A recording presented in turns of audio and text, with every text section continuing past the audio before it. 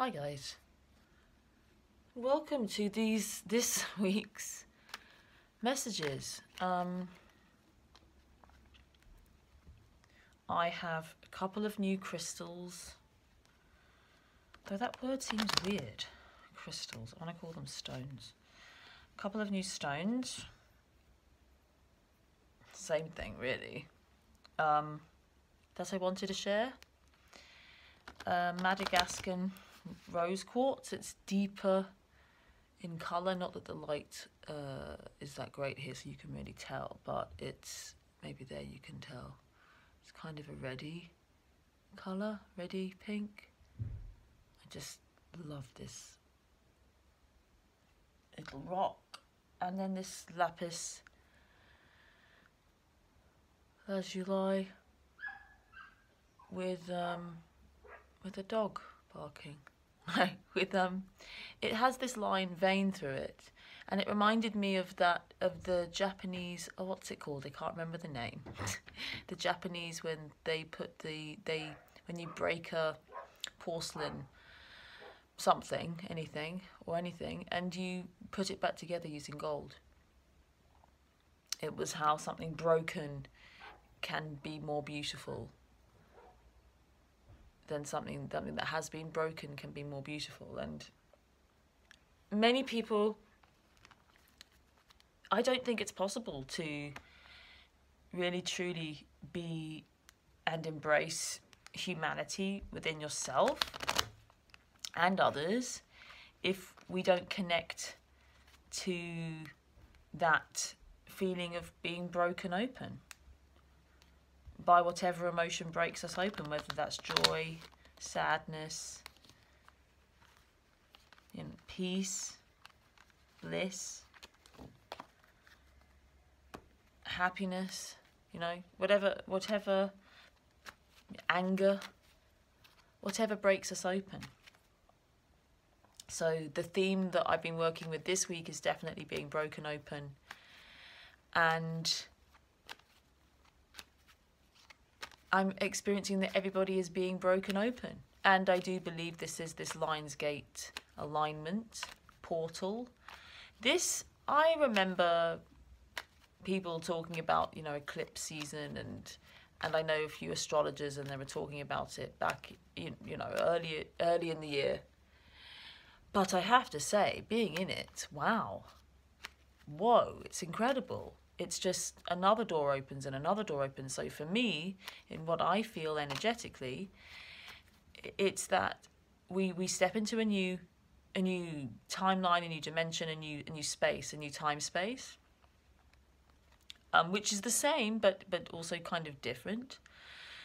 And then we're stepping into another one, just a couple of weeks later, and it's kind of, whoa, okay. And personally, it's been very fluxy. And that's, for me personally, kind of quite, not personally in my life, but in my personal experience, the feeling into the energy of where things are, it's very fluxy. It's very, the word is, it's just moving. It's water.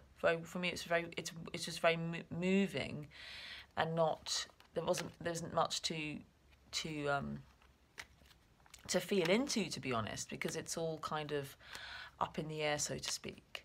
So that's been really interesting. But I do feel as though the theme has been recently, with the readings that I've been doing,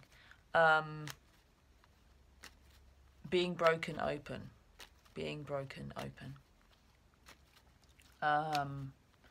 Everyone that buys the full reading this week will receive a half price code on readings, because I'm going to change the way that I'm reading soon. So if you're interested in that, I'm looking forward to seeing you. And yes, a little bit more practical information. I'm moving off of the Vimeo platform next week, so it will be available directly through me. Everything you know, the full weeklies. I'm trying to do something monthly. It's not coming yet. It's just not coming. I tried ever since the first. So we shall see what happens there. I'm very much changing the way that I share. I'm really excited about it. But it's still, again, in this fluxy, you know, I say I'm not experiencing flux personally, but it's still being created. It's still in the process of being created. So I wonder if you're picking up the cards that are on the bottom of the deck. I wonder if whilst I'm talking, you're checking out the cards. I wonder if you're one of those people that can listen and isn't just hungry for the hit of the cards.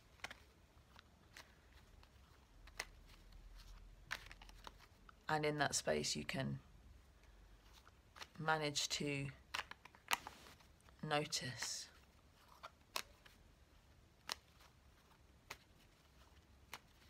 Nothing is accidental. I wonder if you're really here. How deeply can you listen to life? Right, let's go. The message from the cards on the bottom of the deck this week is... Oh. The 5. There's been a 5. There's lots of 5 right now. And this is quite fascinating. It's...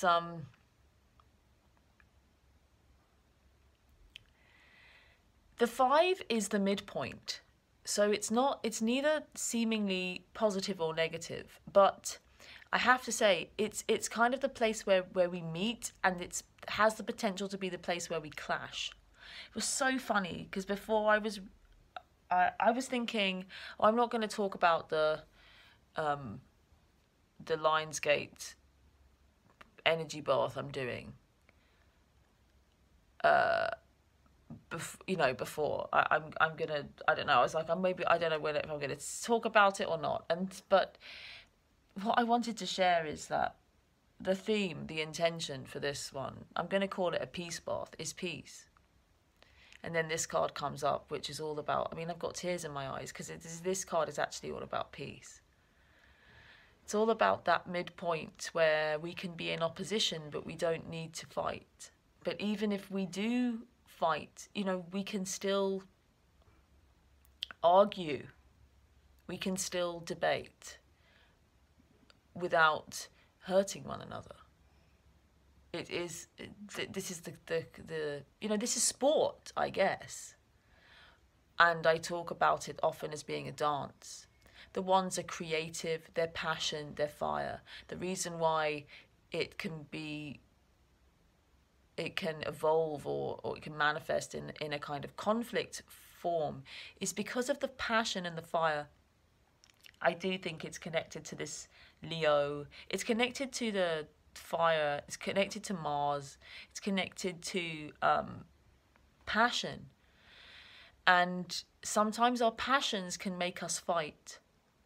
And fighting for or against anything does not work. It creates fighting, and I was going to talk about how it's like, why do I do this? Why do I do any of this? And I was thinking, you know, it's because there's this Buddhist saying, you know, may all beings be free and happy. And if you can ask me a reason why I do what I do, literally in every second of my life, it's because I truly wish all beings to be free and happy, including myself. And I have to be honest, myself first. I cannot help another if I am not able. I can't support another if I'm not able to support myself. But really, the core of my passion is peace. But I don't fight against. Fighting against war isn't fighting for peace. Isn't creating peace. So this is a really interesting message. It says, don't fight against fighting. Just allow conflict to be. And know that it can be very creative. We can choose peacefulness without condemning conflict. But I have to be honest, I don't.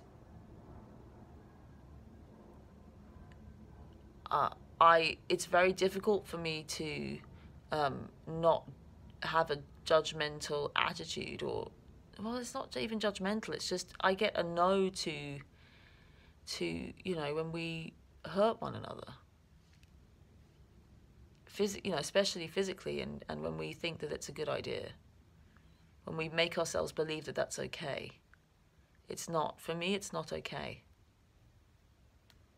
And I just think it's a very big message about who you are, what you believe in, and who you want to be in the world. You don't have to fight anybody to be who you are. We're not the same. We all are a unique gift to each other.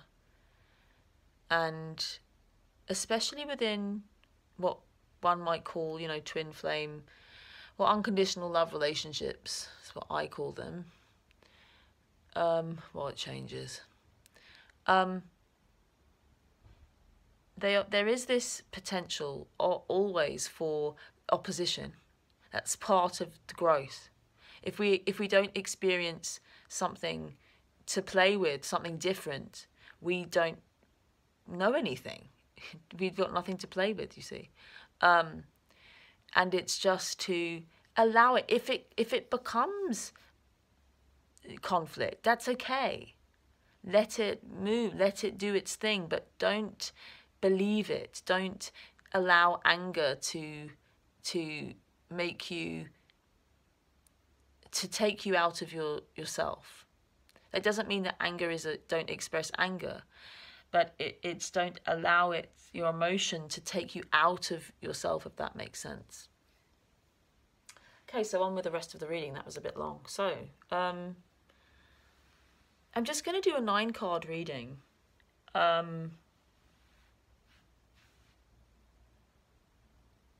was thinking, I'm going to do a 9. I'm going to do the masculine, feminine. I was in this feeling that the masculine, feminine, it's still there. It still has something to say. So we're going to go. First, masculine. In this week's reading, the masculine finds a new level of understanding of his own beliefs, of compassion, and of the intensity of his desire for the feminine. See you in a sec.